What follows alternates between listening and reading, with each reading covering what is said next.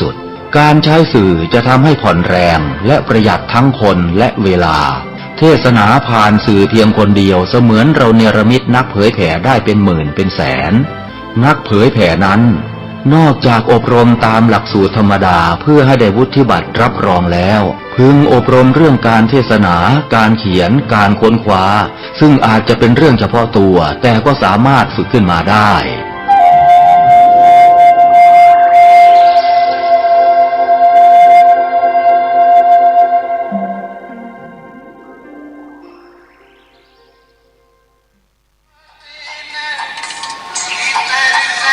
ความงอกงามในธรรมขององค์พระสัมมาสัมพุทธเจ้าจะมีแก่บรรดาท่านสาธุชนพุทธบริษัททุกท่านที่ฟังรายการทานธรรมทางสงบในค่ำคืนนี้อาตมาภาพพระครูโกศลสุตตวิธานดร.ผู้ช่วยเจ้าอาวาสวัดพระสิงห์วรมหาวิหารอำเภอเมืองจังหวัดเชียงใหม่ก็ได้มาพบปะกับญาติโยมทุกๆวันศุกร์ซึ่งวันนี้ก็เป็นวันศุกร์ที่12เดือน12ด้วยนะแฮม5 ค่ำถ้าตามหลักแท้ๆเป็นว่าวันนี้เป็นวันเสียวันนี้วันเสียเดือน12สิศุกร์พุธตามจันทรคติของพี่น้องชาวล้านนาความเชื่อก็ขอกราบขอบพระคุณท่านพระครูสมุวิสุวัตสุวัตโจเจ้าวัดฝ่ายหินที่เมตตาในนำเอาพระสงฆ์พระสามเณรมาช่วยกันออกอากาศให้ญาติโยมได้ฟังนักธรรมในทางพุทธศาสนาเพื่อจะเป็นแม่บทในการดำเนินชีวิตเพราะการดำเนินชีวิตเนี่ยนะญาติโยมถ้าเราบ่มีหลักธรรมบ่มีพระพุทธศาสนาบ่ได้อบรมสั่งสอนมาเนี่ยมนุษย์เราก็เหมือนกับสัตว์มันต่างกันในการอบรมได้หันได้หูได้ปฏิบัติจะยกตัวอย่างเช่นแขกเต้าในพระธรรมบท2 ตัวแม่ตายละตัวหนึ่งฤาษีเป็นเอาไปไว้ตัวหนึ่งโจรเอาไปไว้ไปเลี้ยงฤาษีเนี่ยเวลาไผ่ม้าเนี่ยไปจะแจ้งว่าเจริญพรขอให้มีความสุขความเจริญและก้าวหน้าในหน้าที่การงานเนี่ยโนแขกเต้านี่ก็จำกรรมนี่ได้ถ้าไผ่มาโนแขกเต้าจะตักละขอเจริญพรเนี่ยทำมือมันแต่โนแขกเต้าทำตัวหนึ่งโจรเอาไปเลี้ยงโจรจะต้องวางแผนฆ่ามันตายยิงมันตายบุกมันตายไม่หันตัวหันแตกต่างกันเลยญาติโยมเพราะฉะนั้นคนสมัยโบราณเปิ่นเอาลูกเอาหลานเอาเล็กละอ่อนเขาวัดเขาว่าเข้าไปเพื่ออย่างเพื่อไปคัดเกลาจิตใจละอ่อนเนี่ยเพื่ออยู่ในศีลในธรรมเขาลองกึศถุงบะเดียวหรอแต่ก่อนกับบะเดียวนี่ต่างกันอย่างนี้ผมที่เพิ่นบอกว่าสมัยบะเดียวwww.com ทรัพย์สินเงินทองเป็นของมีค่าต่อไปในภายภาคหน้าแม่ยิงไม่ย่าจะแก้ผ้าปุ๋ยกายต่อไปคนหัวจะลวกตึกไม่ยิงจะซับมึกปวดใจจะจ้องหูมันน้ำจะจมมาเห็นจะฟูป่าบ้วงปลาทูจะกบกินเนื้อน้อยเนาะมันเกิดขึ้นแล้วนะญาติโยมบัดเดี๋ยวนี้ไม่ย่าไม่ยิงซับยันแล้วคุ้มยุ่งคุ้มยามโอ้ยน่ากลัวซับเสือเพนไว้กลางหลังหน้าอกแต่ก่อนนี่เป็นซักนี่เป็นมีความหมายหรอกแต่วันนี้เอาความงามเป็นหลักละผมความหมายละปวดใจเจาะหูทางนั้นหูเนี่ยเป็นสำหรับไม่ยิงไม่เอาไปเจาะหูแต่หัวใจในใจวิธีเจาะหูเจาะเปื่อยอย่างตะกอนเนี่ยเป็นปริศนาถามว่าเฮ้อเป็นคนนักเนียนจะเป็นคนหูเบาอาตมาเคยอู้ไปครั้งหนึ่งว่าปากจูหูกว้างตาโตโง่เป็นปากจูอย่างนี้มาไว้ตักท้ายไว้ไผ่มาแขกไปไผ่มาก็ต้องตักไว้ปัจจัยดักจะคือมันเลยนะปากจูต้องยิ้มแย้มแจ่มใสเอาไว้เป็นผู้รับคนผู้ใหญ่หูกว้างไงต้องฟังให้ดีเปิดอะไรอย่างมาเล่าอันนั้นคนนั้นมาเล่าคนนี้มาเล่าในเกี่ยวมัดเสียคู่เสียคนเสียเบื่อเสียฟุ้งเสียลูกน้องต้องหูกว้าง ตาโตพอให้กว้างๆพอให้ไกลๆพอถึงอนาคตโง่เป็นก็หมายความว่าจะไปลวกนักเป็นผู้นำเนี่ยท่านลวกนักลำไปเนี่ยไปมันเข้าใกล้แล้วอะไรอย่างกูไม่เป็นมาสนใจไปละมึงวัดกูสิ่งทุกอย่างปากจูหูกว้างตาโตโง่เป็นนี่เป็นปรัชญาในการเป็นผู้นำเพราะการฟังเทศฟังธรรมก็เหมือนเขาชำระจิตใจวันเนี้ยกินข้าวน้ำข้าวแรงแล้วก่อนจะกินข้าวน้ำข้าวแรงเขาก็อาบน้ำกันเป็นเจ้าบ้านอาบน้ำอาบผ้าเปลี่ยนเสื้อเปลี่ยนผ้าแล้วป้าก็กินข้าวน้ำข้าวแรงเป็นเจ้าบ้านอิ่มหนำสำราญแล้วเสื้อผ้าอาภรณ์ก็เปลี่ยนแล้วร่างกายก็ทำความสะอาดแล้วท้องก็อิ่มไส้ก็อิ่มแต่มีสิ่งหนึ่งยังไม่ได้ทำความสะอาดคือด้านจิตใจตราบใดเมื่อเขากินข้าวอิ่มตราบใดเมื่อเขาเปลี่ยนเสื้อเปลี่ยนผ้าใหม่ตราบนั้นแต่เขาบ่ได้ปฏิบัติธรรมตามหลักคำสอนก็จะทำให้เขาเหมือนกับว่าบ่ได้ทำอะไรสักอย่างเลยเพราะจิตใจของคุณมวยอันนี้ญาติโยมสาธุชนทั้งหลายเขาจะต้องมีหลักธรรมเอาไว้ประดับประดาด้านจิตใจธรรมะนี่คือแสงสว่างทั้งกลางวันและกลางคืนไฟฉายก็ส่องได้เฉพาะหนทางแต่ธรรมะนี่ส่องไปถึงอนาคตส่องไปถึงชาติหน้าหลายชาติ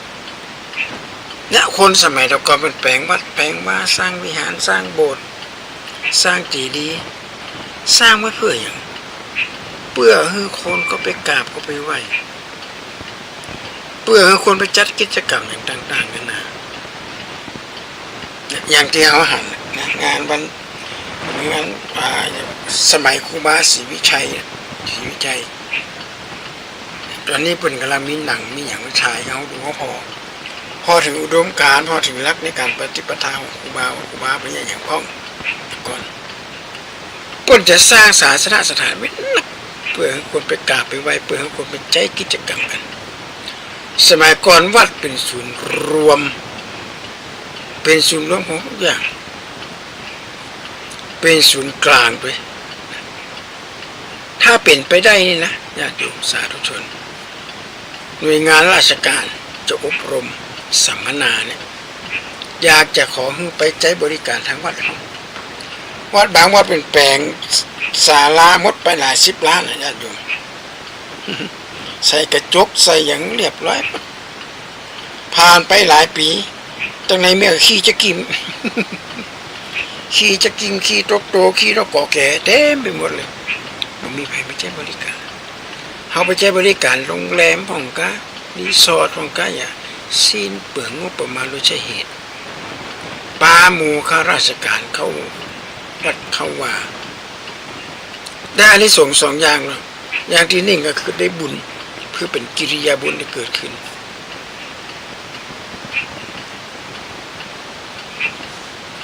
อย่างที่2ได้กุศลคือความเฉลียวฉลาดเพราะปัญหาสังคมมันไม่มีอย่างหนีไปกว่ารักไฟ3 กองญาติโยมโลภะโทสะโมหะไฟ3 กองเนี่ยนะพุทธศาสนานี่เป็นหลุมลบภัย3 กองเนี่ยบาฮือไปตกอยู่ในถ้าตกก็ไปในหลุมแล้วนี่เรียบร้อยโทสะความโกรธโมหะความหลงเนี่ยอ่านกว่าญาติโยมในขณะที่จัดรายการเนี่ยบันทึกเทปเนี่ยประเทศเนปาลเนี่ยโดนเผาญาติโยมนักการเมืองบัดนี้นุ่งเสื้อนุ่งผ้าเนี่ยเขาเอาจ้งลงสระน้ำญาติโยมอันนี้ถ่ายภาพมาหันชัดๆเลยประเทศเนปาลเผาโรงแรมชั้น1ของโรงแรมนี่เป็นโรงแรม5 ดาวนะชั้น1ของโลกที่ทางสหรัฐอเมริกาเป็นมาห่วมหุ้นด้วยทางเจ้าบ้านประกาศว่าอันเนี้ยเป็นเงินเดือนของเป็นเงินของไอ้ลูกของนักการเมืองมาเอามาสร้างเผาป ประเทศเนปาลเนี่ยหายากญาติโยมโรงแรมที่พักที่อาศัยนี่มันหายากขนาดนั้นเลยเป็นหน้าเป็นตาครับพี่น้องเจ้าศรีลังกากาดมันดุเรียบร้อยเลยไฟไหม้หมดบเหลือสักอย่างเลยอันนี้หลายญาติโยมสังเกตดีๆกันนี่ความโลภนะของนักการเมืองเอามาอย่างเอามาเกิกห้องเกิกหออย่างทรัพย์สมบัติเนี่ยประเจออย่างไปคดโกงบ้านโกงเมืองมาจบบางงามสักคนเลยอันเนี้ยประเทศเนปาลนี่หันได้ชัดเจนเลยญาติโยมประเทศศรีลังกากระโดนนะอาตมาภาพไปตอนนั้นไปศึกษาดูงานที่ประเทศศรีลังกาทางเจ้าอาวาสเป็นมาองค์ฟังว่าทุกวันพระทุกต้นเดือนวันพระแรกของเดือนเนี่ยประธานาธิบดีของศรีลังกาจะมาสนทนาธรรมครับเจ้าอาวาสจะกับสังฆราชนายเปรมธาตุตระกูลเปรมธาตุมาหมดโอ้เล่มสักวางหนึ่งเรียบร้อยญาติโยม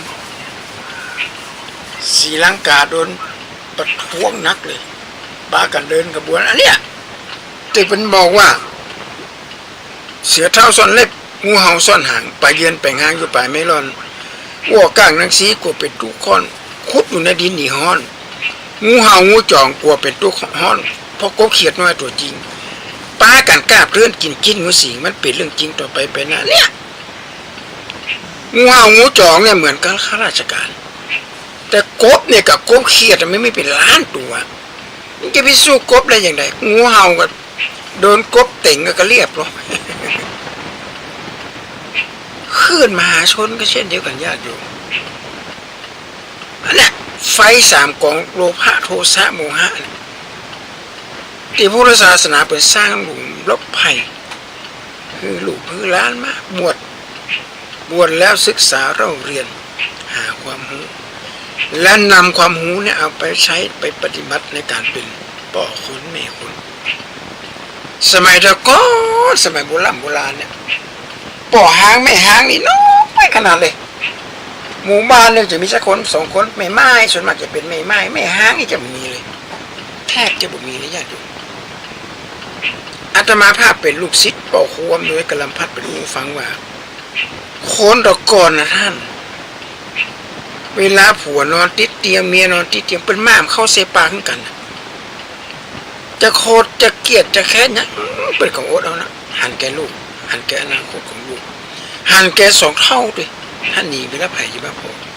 โอ๊ตเอานะคนละก่อนโอ๊ตเจ้าป่อโอ๊ตเปิดมีปัญญาว่าโอ๊ตเป็นโอ๊ตได้เป็นริมคำโอ๊ตมาได้เป็นหน้าไม้ไม่ได้คนละก่อนไว้เขามาหันมาเร็วแล้วแต่งงานกันมาถึงปีแล้วแยกทางกันจะว่าไม่ยิงมางามก็บาดใจโอ้เป็นระดับอินเตอร์ผู้ชายบลอก็บาดใจแต่เพียงว่าทัศนคติมันตรงกันทางเมียว่าอย่างทำให้เกิดทัศนคติมันตรงกันไปคนละทิศคนละทางเลยอันนี้เป็นหน้าเป็นห่วงมากแล้วพอแยกทางกันเนี่ยอันอย่างเกิดขึ้นสามเณรที่มาบวชเนี่ยนะถามเน้นพ่อไปไหนอยู่ไม่อยู่ไม่เห็นครับอยู่กับย่าแม่ก็ไปมีผัวใหม่พ่อก็ไปมีเมียใหม่ผมเลยอยู่กับย่าชะตากรรมละอ่อนนี่ญาติโยมถ้าบอกมีวัดบอกมีพุทธศาสนาละอ่อนจะไปอยู่ที่ไหนกันเนี่ยณวัดคือเป็นหลุมลบภัยของเจ้าบ้านของเจ้าจ้องลบภัยจากโลภะโทสะโมหะโคตรเหมือนกันเกลียดเหมือนกันอย่างเงี้ยโคตรก่อนนี้เพิ่นไม่ใช่โคตรจะเกลียดนะโอ้เนาะหัวขี้เหล้าก็ปล่อยมันเถอะแม่ว่าจ้ามันเถอะมันเหล้าก็เมาก็เมาไว้เถอะมันก็ตึกเมามันน่ากินหัวขี้เหล้าเมียขี้โจมก็โจมไปเถอะแต่คนต้องมาว่าอย่างกันเมื่อยปากเมื่อยคอก็ย่างโจมละแต่คือคนสมัยก่อนนะญาติบัดเดียวนี่บาดได้ละด่ากันพิษหัวกันนะอ้าวแล้วขึ้นหงผักขึ้นอำเภอละแยกทางกันตะกอนนี่เพิ่นไม่ได้จะทำเป็นสมรสกับเราคนตะกอนมีหมูจัดหมูสีละแต่เพิ่นอยู่กันจนต้องเท่าตาย อยู่จินแม่เท้ายอดทองกระบองยอดบรินี้โกนมอยว่าจันดำแต่เอาละแยกทางกันแล้วไปโคนละทิศโคนละทางอันนี้แหละญาติโยมและมันไม่ได้เป็นปัญหาน้อยๆนะเป็นปัญหาระดับชาติเลยนะแล้วอันเหล่านี้คือพลังกำลังของชาติบ้านเมืองทหารเอกของเจ้าบ้านเจ้าจอมแต่ถ้าทหารเอกมาเข้มแข็งอันนี้แหละเพราะฉะนั้นปลาลูกปลาหลานเขาวัดเขาว่าสังเกตดูเดียวๆนะญาติโยมแก๊งคอเซ็นเตอร์มาทุกรูปแบบอาตมาภาพขอประกาศตรงนี้นะว่าหากมีโทรศัพท์จดหมายมาทวงหนี้กะจดหมายหมายสารหมายอย่างเนี้ยในขณะที่เขาบ่มีความผิดเขาบ่เคยไปกู้หนี้ยืมสินมาเคยไปอย่างเนี้ยแล้วเวลาหาโทรศัพท์มาพระปัญถามเนี่ยอันนี้คุณนายกอใช่ไหมคะนี่นะเอามือปิดหูดังอู้ด้วยนะอ๋อมีอะไรเหรอเพราะว่าเดี๋ยวโปรแกรม AI เนี่ยมันจะเอาไปก๊อปเสียงของอาตมาภาพเจอเกือบทุกวันท่านผัวพันกับธุรกิจสีเทาเนี่ยเขาก็บอกว่าไม่ใช่ฮะอาตมากำลังจะไปซื้อเรือดำน้ำจะเอามาจะไปเที่ยวขั้วโลกเหนือไปกินแกงกระด้างนี่ กินแกงกระด้างเสร็จแล้วจะไปเอาปลาหมึกไปจีเทียนเขาอันเทียนมันเนี่ยภูเขาไฟภูจีนี่นะ ไปจีที่อื่นมาประเทศมันว่าหูเลยญาติโยมบางทีมันกระดาด้วยนะว่าอาตมานี่พัวพันกันผมคือพันตำรวจเอกพันตำรวจเอกบอกว่าคุณนะ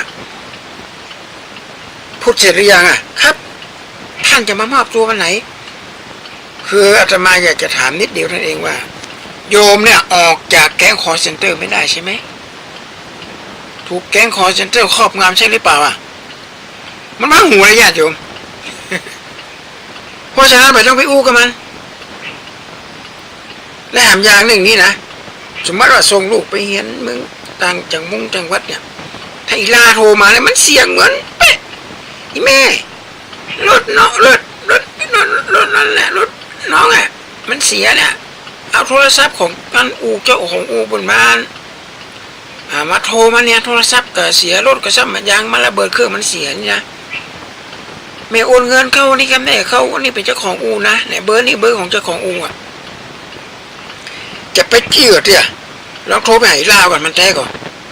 โหโทรก็ไปกำลังจะออกจากห้องเรียนนี่แม่ไม่ยังเอาแล้ว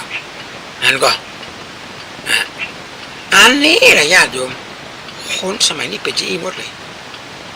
โยมของอาตมาภาพที่หูจักกันเนี่ยหมดไป6 ล้านแก๊งคอร์เซ็นเตอร์ทองคำเอาฝากไว้ในธนาคารฝั่งไปเปิดเอาทองคำเอาไปจำนำแล้วเอาเงินมาซุกใส่ให้กับแก๊งคอร์เซ็นเตอร์ทองคำนะขายได้700,000เอาไปจำนำมาได้นะไม่ได้ขายขาดแล้วหนึ่งก็ปลดไปปลดมาซึ่งไป6 ล้านแก๊งคอร์เซ็นเตอร์ทำงานได้มาถึงวันนะญาติโยม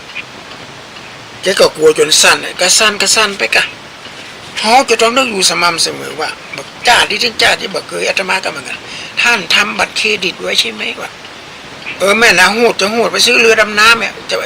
เสื้ออันนี้ยานอพอลโลจะไปเอียดาพระอังคารนี่เนาะ จะไปดาวพระอังคารจะไปกินหมูปิ้งมาดาวพระอังคารมากินที่อื่นมากินแต่โมนี่มาประเทศนะไม่ได้ไหนบัตรเครดิตหน้าตาไปได้มันเคยหายเจือแล้วก็ยังบอกอยู่นะถ้าหากว่าตอนนี้ทางบริษัทเราจะอายัดไว้ตอนนี้อยู่ที่จังหวัดตากว่ะแล้วหนูจะมาทำหน้าที่แทนให้ท่านนะเดี๋ยวท่านโอนเงินมาที่หนูก็ได้ถ้ามันไม่นี่โอ้ยลูกไม่ตื่นคดีถ้อยคดีความเนี่ยป่นมือไปแตนนะญาติโยมต้องฟังกฎหมายไว้ให้ดีส่วนนายกอโดนตีหัวจนหัวแตกเนี่ยนายขอไปแจ้งความแตนมาได้นะนายกอต้องไปแจ้งความเนี่ยเขาต้องเรียนรู้กฎหมายด้วยอันอย่างนี้อยู่ดีๆมาหาว่าจะทำเหมือนการแตนหลายคนนะญาติโยมคนส่วนของอาตมาก็โดนให้หุยอย่างลุงไปยังเนี่ยผมโดนตำรวจสิยับอย่างลุงไม่ยัง แกก็เล่าเรื่องราวต่างๆอาตมาฟังอาตมากับเขาละว่าในเรามันเราขออู้สายกันมันก็น้อยเนาะวัดด่าอาตมาเลยนะมาเป็นพระเป็นเจ้าไม่อยู่กับร่องกับรวยเป็นอย่างละแน่จริงเข้ามาแล้วขอญาติโยมฟังดีๆเนี่ยอันนี้เป็นสาระ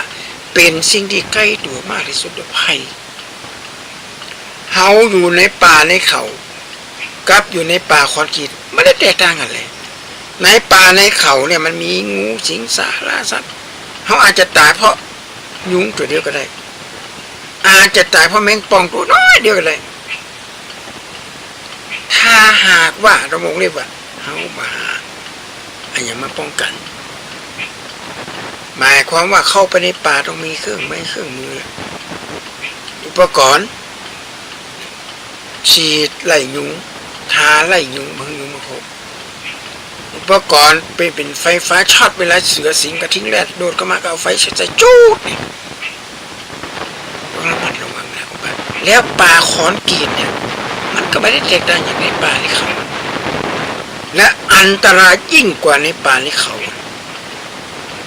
ในป่าในเขานี่ก็ยังมียังมีมารยาทคนไม่ได้มาตีมาขบมาเคียนกัน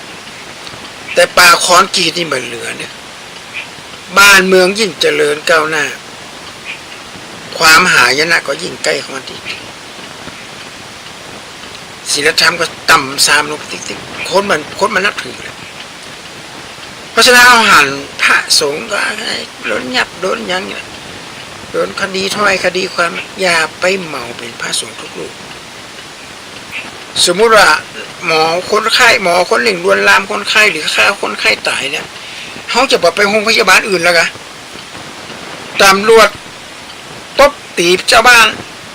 พอมีปัญหาเขาไปหาตำรวจแล้วกันมันมาใจเลยญาติโยมมันคนละคนน่ะพระสงฆ์มันเดียวกันกุ้มเสบาอะไรอีกเลยมันนับถือเอาโยมไปอุ้มจานมันกับบาทูถ้าพระสงฆ์ทั่วประเทศไทยจะทำแบบนี้กับน้องชายบ้านพระก็มีหลายอย่างพระสงฆ์ที่พระเจ้าอยู่หัวสังคมเรามีทั้งคนดีแล้วเราจะคบใครจะคบคนดีหรือจะคบคนชั่วคบคนดีเหมือนเอาเงินฝากธนาคารสร้างความดีเหมือนเอาเงินฝากธนาคารเอาเงินฝากธนาคารเราต้องไปเซ็นลายเซ็นต้องเหมือนกันนะถ้าลายเซ็นไม่เหมือนจะต้องบัตรประชาชนไปแจ้งว่าอันเนี้ยเจ้าตัวจริงแต่ว่าทำความดีเนี่ยบัตรจำเป็นต้องไปเบิกมีปัญหาเล็กๆน้อยๆมีแล้วคนมาช่วยแล้วเพราะอย่างเพราะเขาได้ไปช่วยเหลือเพื่อนบ้านเขาไปช่วยเหลือสังคมมันนะตรงกันข้ามถ้าเขาไปช่วยเหลือสังคมเอาละเจอแล้วและอันนี้แหละญาติโยมคนตะกอนเป็นเขาวัดเขาว่าฟังเกตฟังธรรมป้าละอ่อนไปไหวพระไหวเจ้ากราบครูบาบางทีเอาละอ่อนไปบวชเปิดห้องว่าบวชก่อนเบียดบวชนักหลายปีก่อนเนี่ยเมื่อสัก10 กว่าปีพระนวกะที่วัดพระสิงห์นักขนาดนั้นเลยอาตมาล่ะเป็นพระเป็นคนสอนประเดี๋ยวมีสักตนญาติโยมบางปีก็ไม่ให้ตนเดียวบางปีบ่มีให้เลยค่านิยมในการบวชน้อยลงแต่ก่อนเป็นลาบวชเนี่ยเป็นลาเป็น3 เดือน 4 เดือนนะข้าราชการประเดี๋ยวนี้มันจะได้หรอมีละ7 วันของ15 วันของแต่ยังว่าเนี่ยบวชแต่ละเดือนมันบวชได้3 เดือน 4 เดือนยังใจนี้เหมือนว่าเดือนอันนี้ส่งเกิดขึ้นหน้าก่อนอันนี้แหละพระเจ้าปฏิทรงบัญญัติไว้ให้พระสงฆ์มีพระมหาจักรุบาลทูลถามพระเจ้าว่าอิมัสมิงสาสเนกติธุรานีพระพุทธเจ้าค่ะธุระในพุทธศาสนานั้นมีมากน้อยขนาดไหนองค์สมเด็จพ่อตรัสไว้ว่าขันธทุลังวิปัสสนานังทุลันติเยเบวะพิภูมิดูก่อนภิกษุทั้งหลายธุระในพุทธศาสนามี2 อย่างขันธธุระศึกษาเรื่องศีลสมาธิปัญญาที่พระเจ้าตรัสไว้ในพระสูตรต่างๆเอามาสอนชาวบ้านวิปัสสนาธุระนี่หมายความมันก็ต้องสูงกว่ากายเวทนาจิตธรรมให้เข้าใจเรื่องเหล่านี้ แล้วก็จะมาเกิดปัญหาอย่างต่างๆขึ้นมาเอาละญาติโยมสาธุชนทุกท่านวันนี้ช่วงนี้ก็ฝนตกด้วยนะฝนตกฟ้าห้องสะปะสะเพ็่นแต่ก็บ่เป็นหยังเพราะว่าเป็นฤดูฝนของคนละวันนี้ก็ขอจากญาติจากโยมไปก่อนเด้อก็ขอความสุขความเจริญในหน้าที่การงานจงมีแก่บรรดาท่านสาธุชนพุทธบริษัททุกท่าน